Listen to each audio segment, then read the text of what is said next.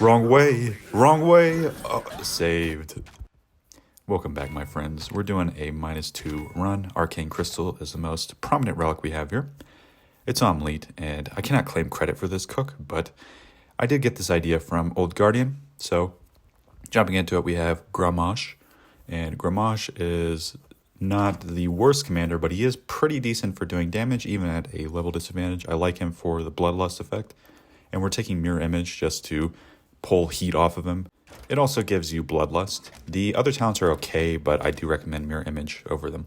So next we have Pyromancer, and I like Pyroblast just because oftentimes in this dungeon you're going to get a lot of units on your base, like gargoyles and such, and Pyroblast will let you kill them a little bit faster in a pinch. Next we have Darkspear Troll, and I'm running the Serpent Sting talent just for the elemental damage on gargoyles. You could run Big Bad Voodoo, but when your Darkspear Troll is down 3 levels, it's a little bit less impactful. And I just want that little bit of extra damage just in case it is necessary to get a unit down. Next I'm running Quillboard. This is a deviation from Old Guardian's deck. He runs Earth Guardian in his deck. I'm using the Quillboard because a lot of the bosses do heavy elemental damage. And maybe he was running Quillboard in one of his other decks. But I think Quillboard is just nicer because it's a little bit cheaper and it's a little bit more resilient against those bosses. Next we have the Skeleton Party. Now I do have this talent, the 5-man, but I think that it is negative synergy with the strategy of this deck because it causes the bosses to spin and kill the Skeleton Party because it taunts. So we're going to disable this talent. Now if you do have Corpse Run, I would use it. I just don't want the extra level, so therefore I didn't buy it. Whelp Eggs, we have Flame Burst here. It's good for zerging down the enemy bosses and waves of units. And then finally we have Execute with the Bloodthirsty talent. You want the Bloodlust that it provides because you're trying to cheese the bosses with these Unbound spam strategies. So ultimately, you could run all of these units with a level bonus. I just want to show you a run without a bonus so that you can get a feel for how this deck performs under leveled. It's not perfect, but I think this deck has potential to clear this dungeon several levels under leveled. So, starting out here, I just want to secure the chest. This stage is very RNG dependent. And even though these are gold losses for me, I don't want the opponent to have the gold because I basically just want him to spend his gold and then I want to all in him. So I'm going to spawn the whelp eggs in the bottom left of the boss. Then wait for the boss to crack all the eggs and start glowing. Then drop Quillboard, then Skeleton Party, and then execute all of it to ensure that all of it has Bloodlust to nuke the boss down quickly. And fortunately, we got an Ogre Mage spawn right next to the Quillboard, which buys us even more time. And so I should have been cycling this Kobold. This was my misplay, so I can get to the Whelp Eggs. Basically, you're cheesing the boss down. This stage took me several attempts just to get the RNG just right, but it was pretty effective once it worked. Very quick stage. So next I get Arcane Crystal. If I had gotten off for this in stage 1, it would have been even faster and easier, I believe. And I could have done it with a significant level disadvantage. However, we're going to take it here because it's going to give us the ability to nuke down these gargoyles that are coming by with our Skeleton Party and our Pyromancer.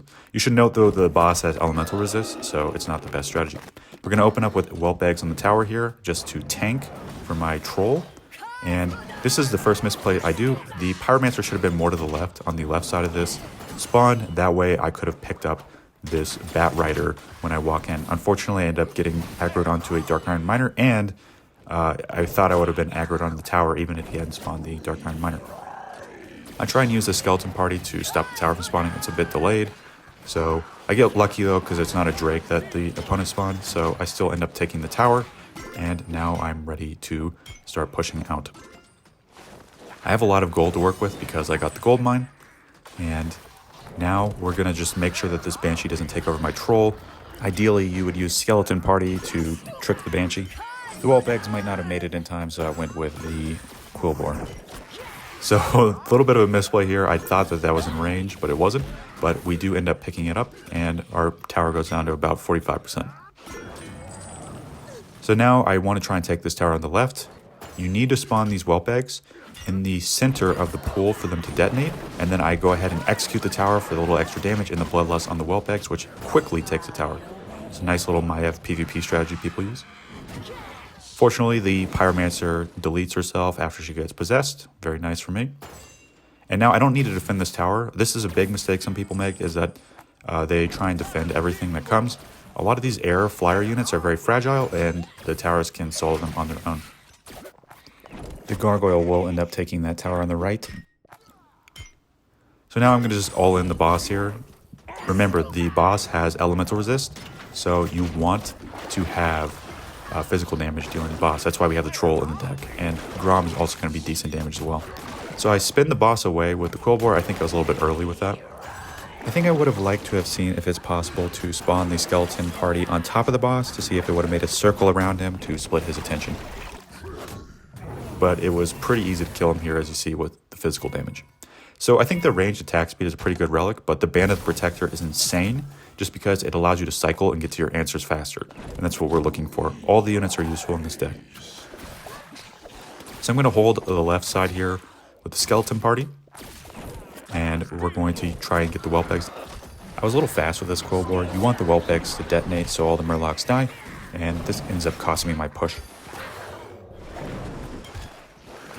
This execute was a little bit ill-advised. I think it was a waste of gold. It doesn't do too much damage to the boss heads. We did have a lot of units to work with. The skeleton party is actually really nice just for absorbing damage against that boss because he's single target. I'm going to wait for my tower to deal with these units. Unfortunately, he does spawn the Quillbore, and I see that these Harpies are coming forward, so I want to make sure my Pyromancer can deal with all of them. I wait for them to stack on top of the Murloc. Sometimes you just got to use your barracks to tank. So I would have preferred to have Grom in front here, but it's okay. We have the skeleton party moving out, and Grom will help my Kobold mine a little bit faster here, which is really nice as well. If he gets in range for the Bloodlust, actually, okay, I'm not in range for it, so a little bit of a sad face there, but it doesn't matter. We're going to get it anyway. We took the tower very comfortably. Now watch this on the right. We want to take this meeting stone with the Quillbore. We're going to wait until our units are just before the second step. That way they don't pull aggro on the boss, and no reinforcements came. Nice little luck for us. So our guys are going to cleanly kill the snakehead on the right without taking aggro from him and getting a poison breath on their location, which would kill them instantly. I'm going to use these skeleton parties to protect my Pyromancer, which is a massive amount of damage on this guy. He's armored, remember, so he will take full damage from elemental damage, which the Pyromancer has. And so from here, we just want to make sure that we secure our gold advantage with the chest. We're lucky in that regard because the boss didn't spawn anything. Note this little trick here. He pops my whelp eggs. I redirect his aggro with the Quillbore, and then I Bloodlust. Unfortunately, Grom taunted him, but it does work as long as, you know, no taunts are occurring. Very clean kill there. And the second boss is going to go down with Grom and the taunts. This is why Mirror Image, in my opinion, is just better. It just gives more targets to distract the boss.